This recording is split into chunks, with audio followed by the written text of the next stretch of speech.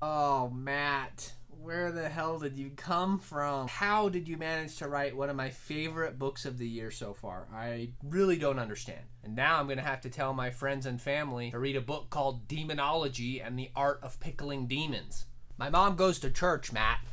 That's going to be a tough sell. You know how many skeptical glares I'm going to have to endure now because of this? Thanks a lot. Appreciate it.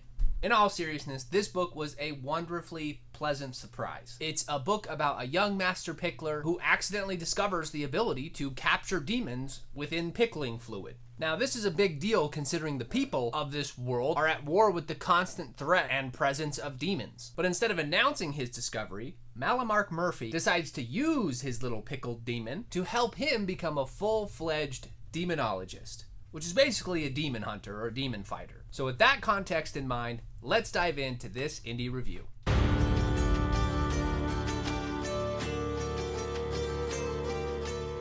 We're starting off strong with the Immersion getting a score of 8.5 out of 10. The world building is actually folded in really well, to the point where everything feels very natural, but doesn't necessarily require a massive learning curve to understand. Humans are at war with the spirit realm, the home of these demons. They have a unique financial structure. It's kind of the beginning of an industrial age, with things like cars and trains and bikes starting to get invented. Then you have savants who are part of a social hierarchy. There's war between neighboring countries, which is often referred to without necessarily going into great depth, kind of like it's just common knowledge among the people. And then you have two different demon fighting ideology or sects between the Enochians and the savants. And there's also ranks within the savant institutions. Like, the ease with which this author folds in all of these world building elements without it becoming a burden to the reader is insane. I found it to be really interesting and engaging, but also very unique and fun and lighthearted. My only critique here would be that maybe it could go into a little bit more depth with a lot of these world building elements, but I think if he was to do that, he would have had to significantly increase the size of his book, and I think it works for the size and the pacing that is currently set up with the book. But yeah, I think a little bit more depth with some of these elements rather than touching on them. It was still immersive, still really interesting, but I would have liked to see a little bit more from each of these different elements. But overall, very immersive, very engaging, really easy to get involved in this world. The characters were so much fun. I had to give it an 8 out of 10. Now, it is going to be hard to talk about these characters without doing too many spoilers. How am I going to do this? I guess I'll just give a minor spoiler warning for this section.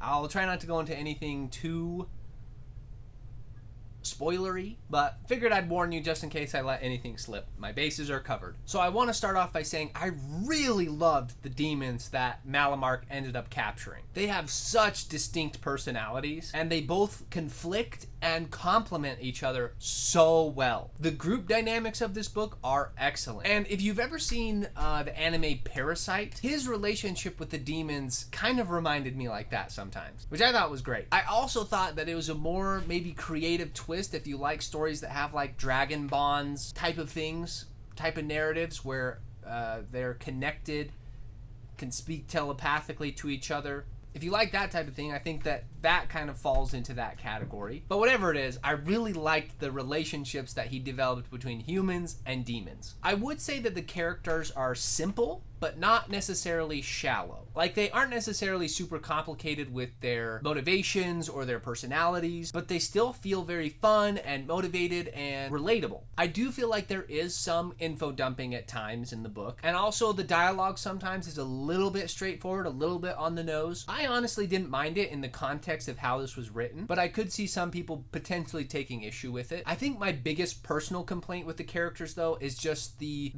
evil demons in the book. I sometimes kind of had a hard time taking them seriously as a true threat, even though they were doing heinous crimes. I just felt like sometimes their speech and their personalities just didn't really match the actions that they were doing. And as a result of that, I just wasn't as worried about the villains as I think I should be. Like at the end, I feel like that needed to be a way counter. There's more I want to say about this, but it would just be too... It would literally spoil the end of the book if I talked about this, but At the end of the book, I want the antagonist to be more terrifying. I want there to be greater consequences. There were some, but I think that it was just, that's gonna give it away. I just want you to know that I'm gonna have to edit a bunch of these clips because every time I try and say something, it spoils the ending. So just know that I want the demons to be more evil, more scary. Like, I wanted to be able to fear them more. I feel like they were on the same lighthearted level as the protagonist, and I think they should have been a lot darker. I guess the best way for me to put it is I felt like these characters were very PG, and I so badly wanted the demons to be rated R. But with that said, I do think they work within the context of a PG setting, but I just personally prefer a little more dread with the villains. Now, demonology is basically the magic system of this world.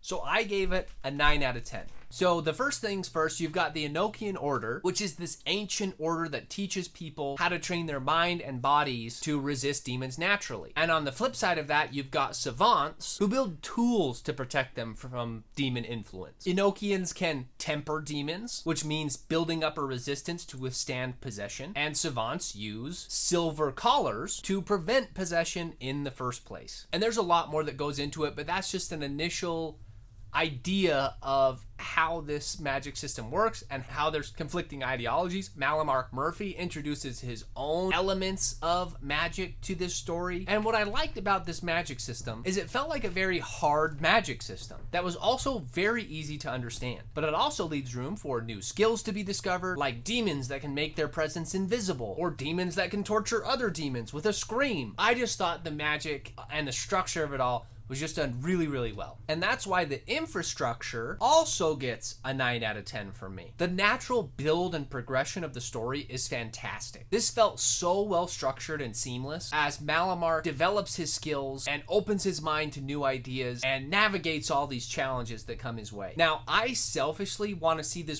book broken into a trilogy, with book 1 ending kind of with the train scene as the climax of that book, book 2 ending with the Institute conclusion, and book 3 ending up with the ending that it has, obviously. And I know this book is likely going to lead to more books in the series potentially, so I do understand why he structured it the way that he did, moving really quickly with a good pace throughout the whole story. But I just loved these characters and this story so much. But it often felt like it was just moving so quickly, and not necessarily in a bad way. I guess I just wanted to spend more time in the world, really taking a deeper dive with these characters and their conflicts and their situations that they got themselves in. I really think there's just so much that could be explored with this book that maybe it's probably a good thing that it left me wanting more rather than me getting tired of it with it being a drawn out book. So definitely pros and cons. If it ever gets made into a TV show or a movie, obviously that's very ambitious, but I would see it as a TV series more than a movie, if that makes sense. Now, my enjoyment of the book also gets a 9 out of 10. Listen, I'm just as surprised as you are. I honestly did not think I was going to like this book as much as I did, because I've never really read books like Dungeon Crawler Carl or Terry Pratchett books or Orconomics. And this book has me questioning if that's all been a terrible, terrible mistake. Hello, darkness, my old friend. Like, sometimes I would just judge a book by the title, and I would just never imagine myself liking certain stories. So I was super happy to be proven wrong with this one. Super creative world. Loved the dynamic between the demons and the humans. Fantastic tones of humor all throughout the story. There's emotional investment with the characters, and the ending did make me kind of sad, which really took me off guard. I mean, come on, you can't do that to me with a title like Pickling Demons. So that leaves Demonology and the Art of Pickling Demons with an overall score of 8.7 out of 10. Now, this book was sent to me as an ebook, and Matt told me that he's only going to publish physical copies if the ebooks get traction. So please, I am begging you, all of my subscribers, to download his ebook. I need a physical copy of this book for my shelf. I need it. So let's talk about the cover. I think it perfectly embodies what this book is all about. pun intended. I think my only critique would be that I think it would be cool to see like Malamark's hands holding the jar with maybe his face hidden in the shadows or something like that. But I really like the demon in the jar and the color scheme and everything like that. I think it looks really good. So if I had a physical copy, I would be putting it on the shelf, and I expect to get that at some point in the future. But for now, that's going to do it for today's review. Thank you so much for watching. If you like these book reviews of indie authors, be sure to like and subscribe, join the Indie Fantasy Club, and I will see you in the next video.